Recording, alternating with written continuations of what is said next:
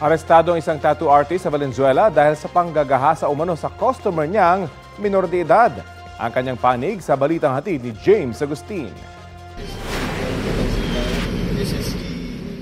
Isinilbi ng pulisya ang warrant of arrest sa 22 anyos sa tattoo artist sa Barangay Marulas, Valenzuela. Inireklamo ang lalaki ng panggagahasa umano sa minor de edad niyang kliyente.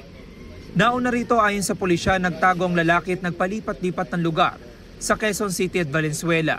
The operation is intelligence-driven in cooperation sa victim's family.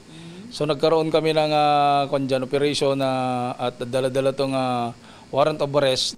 August 2022 na mangyari umano ang krimen. Pero June 2023 pa nakapagsampa ng reklamo ang 16 anyos na biktima. Itong biktima isa sa mga customer niya lagi.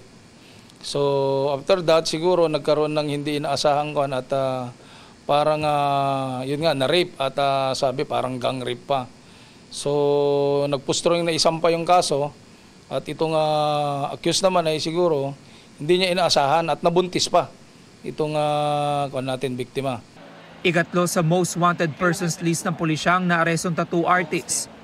Nakakulong siya ngayon sa Valenzuela City Police Station. Hindi ko po ginawa kayo. Mahirap po magsalita. Kasi po, hindi lang, dalawa po kami na sinampahan niya. Nauna nang naaresto ng pulisya ang isa pang lalaki na kapwa akusado ng tattoo artist.